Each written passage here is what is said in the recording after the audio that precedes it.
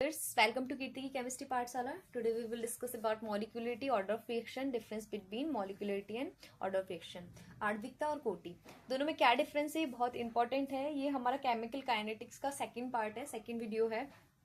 ठीक है, आगे की चीजें समझने के लिए आपको ये बहुत अच्छे से आना चाहिए. ठीक है, तो आज हम यही इसे कवर करेंगे. छोटा सा टॉपिक है लेकिन इंपॉर्टेंट है. ठीक है, मॉलिक्यूलरिटी. आणविकता क्या होती है? Molecularity is the number of molecule, atoms और ions that collide together a single element reaction. कोई रिएक्शन है, ठीक है, किसी भी रिएक्शन है और उस रिएक्शन में पार्टिसिपेट करने वाले रिएक्टेंट जो होते हैं उनका मॉलिक्यूल, उनका नंबर कितना है ना. जैसे कि यहाँ पे ए है तो आणविकता क्या होगी, मॉलिक्यूलरिटी जो होगी वो क्या होगी, 1. कितना मॉलिक्यूल पार्टिसिपेट कर रहा है, 1, है ना. अच्छा, मॉलिक्यूल भी हो सकता है, ये एटम भी हो सकते हैं, है ना, आयंस भी हो सकते हैं. ये हमने डिफरेंस किया था, एक वीडियो मैंने अपलोड की थी तो वहां पे हमने मॉलिक्यूल, एटम्स और एलिमेंट सभी में डिफरेंस देखा था. ठीक है, तो आई होप ये आपको आता होगा, पहले से पता होगा एटम मॉलिक्यूल क्या होता है. तो यहाँ पे देखिए, यहाँ पे जो रिएक्शन है वो किससे प्रोसीड हो रही है. ओनली यहाँ पे हमारे पास क्या है, 1 मोल ऑफ ए है. कोई रिएक्टेंट है जिसका मोल कितना है, 1 है. तो आणविकता क्या हो जाएगी, 1. यहाँ पे देखिए ए और बी, यहाँ पे ए और बी क्या कर रहे हैं, आपस में कोलाइड कर रहे हैं, जिसकी वजह से हमें क्या मिल रहा है, प्रोडक्ट पी मिल रहा है. तो यहाँ पे आणविकता कितनी हो जाएगी, 1 और 2. कितना हो जाएगा, 1A और 1B. तो मॉलिक्यूलरिटी कितना हो जाएगा यहाँ पे, 2. ठीक है, नेक्स्ट में देखेंगे, यहाँ पे देखिए ए प्लस बी प्लस सी आपस में तीनों कोलाइड कर रहे हैं तो हमें प्रोडक्ट का फॉर्मेशन मिल रहा है पी. तो यहाँ पे आणविकता कितनी हो जाएगी, 1 2 3. तो मॉलिक्यूलरिटी यहाँ पे कितना हो जाएगी, 3. तो ये आपको समझ में आया होगा कि क्या करने वाले किसी भी रिएक्शन में, बट रिएक्शन कैसी होनी चाहिए, 1 स्टेप होनी चाहिए. तो उसमें पार्टिसिपेट करने वाले आयंस हो सकते हैं, एटम हो सकते हैं, मॉलिक्यूल्स होते हैं, उनका जो नंबर होता है उसको हम क्या बोलते हैं, आणविकता बोलते हैं. किसी भी 1 स्टेप रिएक्शन को देखकर हम उसकी क्या बता सकते हैं, आणविकता को बता सकते हैं. ठीक है, अच्छा, ये ओनली 1 स्टेप पे ही क्या है, एप्लीकेबल है. जैसे कि कोई अभी तो हमें दिख रहा है कि 1 स्टेप में क्या हमारे किसका फॉर्मेशन हो रहा है, प्रोडक्ट का फॉर्मेशन हो रहा है. लेकिन सारी जो रिएक्शन होती है 1 स्टेप रिएक्शंस नहीं होती हैं. उसमें क्या होता है, ए से कुछ पहले इंटरमीडिएट बन रहा होगा, फिर देन और भी मैकेनिज्म होती है लॉन्ग, उसके बाद हमें प्रोडक्ट मिलता है. तो बहुत मल्टीपल स्टेप रिएक्शंस होती हैं. सपोज ए से ए प्लस बी क्या कर रहे हैं, आपस में रिएक्ट कर रहे हैं, कुछ सी बन रहा है, सी किससे रिएक्ट कर रहा है, डी से रिएक्ट कर रहा है, फिर हमें जाके प्रोडक्ट मिल रहा है. तो ये कितने स्टेप में मिली, 1 2. तो कितने स्टेप रिएक्शन हो गई, 2 स्टेप. तो सारी रिएक्शन जो होती है 1 स्टेप नहीं होती है, मल्टीपल स्टेप रिएक्शंस भी होती है. ठीक है, और तो ये आणविकता हम किस रिएक्शन की देख के बता सकते हैं, ओनली 1 स्टेप रिएक्शन की देख कर बता सकते हैं. ठीक है, अच्छा, कुछ इंपॉर्टेंट पॉइंट है हम इसके लिए. देखिए, ये क्या होता है, हमेशा पूर्ण संख्या में होती है. अब देखिए, ऐसे तो नहीं कि जैसे मुझे रिएक्शन करानी है तो मैंने आधा आयन ले लिया, आधा मॉलिक्यूल ले लिया, आधा परमाणु, है ना, नॉनसेंस है. तो ठीक है, तो क्या होता है, हमेशा ऑलवेज क्या होता है, होल नंबर में होता है. 1 हो सकता है, यहाँ पे 2 हो सकता है. सपोज जैसे मैंने ए प्लस बी के कितने मोल हैं, 2 है, तो ये कितना हो जाएगा, आणविकता कितना हो जाएगा, 3 हो जाएगा. ठीक है, तो 1 स्टेप, ओनली 1 स्टेप रिएक्शन के लिए तो पूर्ण संख्या होनी चाहिए. जो भी रिएक्टेंट क्या कर रहे हैं किसी भी रिएक्शन में, 1 स्टेप रिएक्शन में पार्टिसिपेट कर रहे हैं तो वो कैसे होनी चाहिए, होल नंबर में होनी चाहिए. ठीक है, फ्रैक्शन में. और अच्छा, ये क्या नहीं हो सकता, शून्य या भिन्न नहीं हो सकता. देखिए, शून्य 0 नहीं हो सकता. 0 हो जाएगा तो रिएक्शन कहाँ से होगी, जब हमारे पास रिएक्टेंट ही नहीं है. रिएक्टेंट का वैल्यू क्या है, 0 है. आयंस क्या है, 0 है. एटम, परमाणु, अणु क्या है, 0 है. तो रिएक्शन तो प्रोसीड होगी नहीं. तो कभी भी आणविकता की वैल्यू जो है वो 0 नहीं हो सकती. फ्रिक्शन मतलब हाफ नहीं हो सकती. हाफ क्या है, हाफ वैल्यू क्या है, फ्रिक्शन आधा नहीं हो सकती, है ना. तो फ्रिक्शन में नहीं हो सकती. ठीक है, अच्छा, और क्या नहीं हो सकता, और केवल एक चरण वाली अभिक्रिया, एलिमेंट्री रिएक्शन कहते हैं. 1 स्टेप रिएक्शन को क्या कहते हैं, एलिमेंट्री रिएक्शन. तो ये किस पे एप्लीकेबल है, ओनली 1 स्टेप रिएक्शन पे. तो ये हमारे आणविकता होती है. ठीक है, मॉलिक्यूलरिटी. ओके, नेक्स्ट हम समझेंगे ऑर्डर ऑफ रिएक्शन क्या होता है. ऑर्डर ऑफ रिएक्शन, अभिक्रिया की कोटि.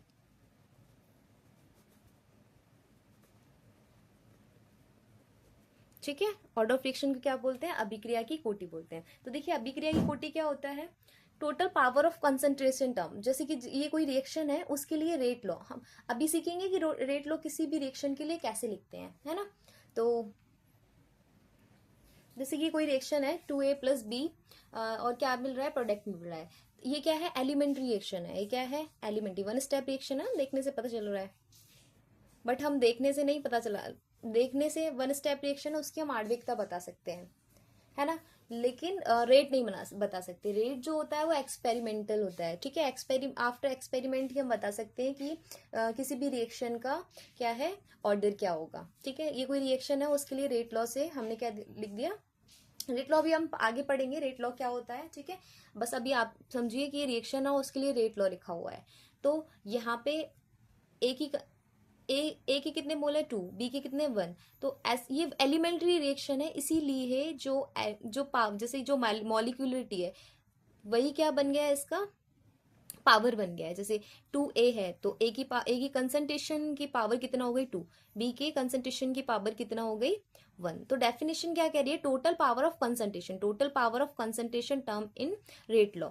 ये रेट लॉ लिखा हुआ है और कंसंट्रेशन किसकी है, ए और बी की है, उसकी जो पावर्स होती है उनको क्या बोलते हैं, अभिक्रिया की ऑर्डर ऑफ रिएक्शन बोलते हैं, ना। अब मैं बोलूँ इस रिएक्शन के लिए, अभी रेट लॉ से हम डायरेक्ट देख के क्या बता सकते हैं, रेट लॉ से बता सकते हैं, ठीक है, रिएक्शन को देख के नहीं बता सकते हैं।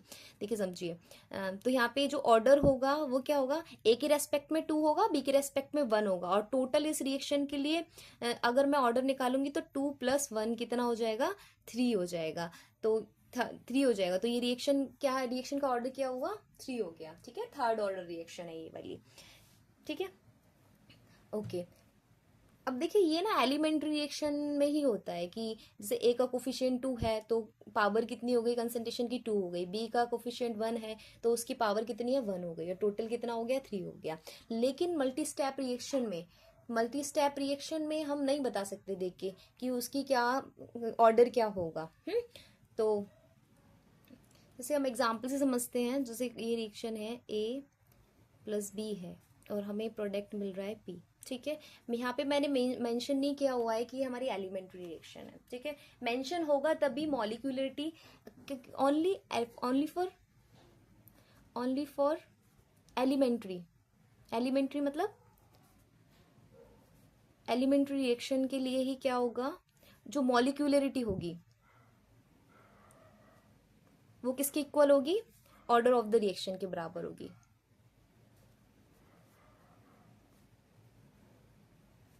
ठीक है।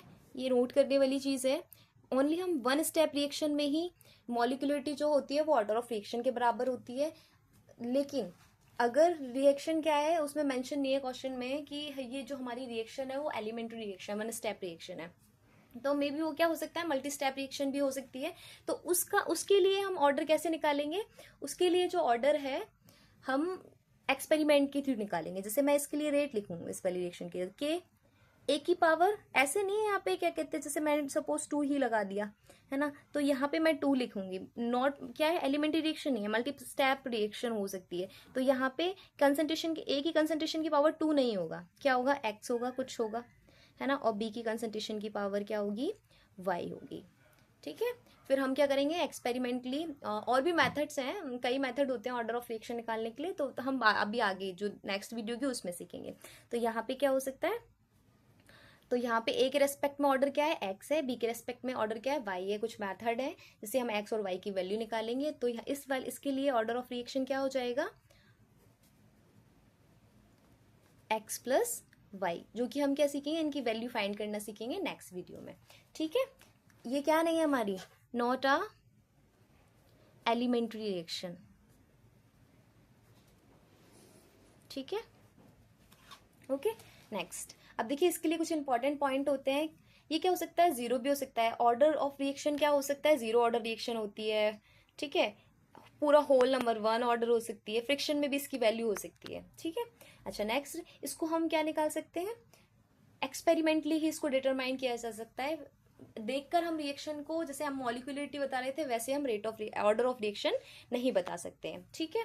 अच्छा, ओवरऑल अभिक्रिया के लिए लागू होती है। ये क्या होता है, जैसे मल्टी स्टेप रिएक्शन है, जैसे मॉलिक्यूलरिटी थी तो उसमें क्या था, एक वन स्टेप रिएक्शन थी, हम क्या बता रहे थे, उसे देखकर बता रहे थे। लेकिन मल्टी स्टेप में कैसे देख के बता पाएंगे, यहाँ पे तो हमें फाइनल रिएक्शन देखने के लिए मिलेगी ना, रिएक्टेंट थे आपस में, कुछ प्रोसेस हुआ उनमें, और कुछ प्रोसेस में जो मिड का प्रोसेस होगा वो तो हम देख नहीं पाएंगे, हम तो वन स्टेप रिएक्शन ही देख पाएंगे, है ना। लेकिन वो क्या है, मल्टी स्टेप है। तो हम, ये क्या होता है, जो ऑर्डर होता है वो कंप्लीट रिएक्शन के लिए होता है, ठीक है।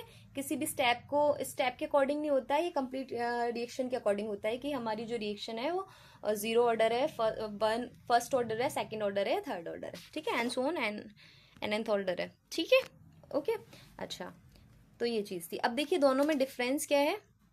मॉलिक्यूलरिटी क्या बोलते हैं, नंबर ऑफ रिएक्टिंग पार्टिकल्स, जो भी आपस में रिएक्ट करके हमारे प्रोडक्ट का फॉर्मेशन कर रहे हैं, उसको हम क्या बोलते हैं, आणविकता बोलते हैं, मॉलिक्यूलरिटी बोलते हैं। ऑर्डर ऑफ रिएक्शन क्या था, sum of power in rate law, ये हमारा रेट लॉ है, ठीक है। रेट लॉ के अकॉर्डिंग ये मैंने इक्वेशन लिखा है। तो रेट लॉ में जो कंसंट्रेशन होती है, उनकी जो पावर होती है, उनका जो सम होता है, उसको हम क्या बोलते हैं, ऑर्डर ऑफ रिएक्शन बोलते हैं, ठीक है। अच्छा, मॉलिक्यूलरिटी क्या होती है, ऑलवेज होल नंबर होती है, हमेशा क्या होती है, पूर्ण संख्या में होती है। ये क्या हो सकती है, कैन बी जीरो हो सकती है, फ्रिक्शन हो सकती है। ये जो है थर्टिकल कंसेप्ट है, देखकर हम रिएक्शन को बता सकते हैं, वन स्टेप रिएक्शन को, इसमें इतने मॉलिक्यूल पार्टिसिपेट कर रहे हैं तो इसकी मॉलिक्यूलरिटी इतनी होगी। बट अभिक्रिया को, किसी भी रिएक्शन को देख के हम नहीं पता कर सकते कि किस ऑर्डर की रिएक्शन है, ठीक है, वो एक्सपेरिमेंटल वैल्यू होती है। अच्छा, फॉर एलिमेंट्री रिएक्शन ओनली, ये क्या होता है, वन स्टेप रिएक्शन के लिए ही हम मॉलिक्यूलरिटी बता सकते हैं, अदरवाइज मल्टी स्टेप रिएक्शन है तो हम उसकी मॉलिक्यूलरिटी नहीं बता सकते हैं, ठीक है। Okay, and for overall reaction, जो ऑर्डर निकालते हैं वो ओवरऑल रिएक्शन, कंप्लीट रिएक्शन के लिए फाइंड किया जाता है। आई होप कि आपको समझ में आया होगा। आप स्क्रीनशॉट भी ले सकते हैं इसका, इसीलिए मैं कोशिश करती हूँ कि इससे सारा कंटेंट जो है वो एक ही पेज पर, मतलब छोटा छोटा कंसाइज कर दूं, है ना, आपको इजी पड़ेगा। अच्छा, ये ज़्यादा बेटर रहेगा कि पहले आप समझ लें चीज़ों को, है ना, और उसके बाद आराम से क्या कर सकते हैं, स्क्रीनशॉट लेके उनको नोट कर सकते हैं। इससे क्या होगा, डबल वो होगा, आपको रिवाइज भी हो जाएगा और आपको पता चल जाएगा कि आपको दोबारा क्या समझना है, आपको क्या समझ नहीं आया है। उससे क्या है, आप दोबारा वीडियो को देख सकते हो, ठीक है। तो आपको ये सब क्लियर हुआ होगा। Thank you guys. और आपको अगर कंटेंट पसंद आ रहा है तो प्लीज़ शेयर कीजिए अपने फ्रेंड्स के साथ। ओके, लाइक कीजिए, सब्सक्राइब कीजिए चैनल को। Okay, thank you.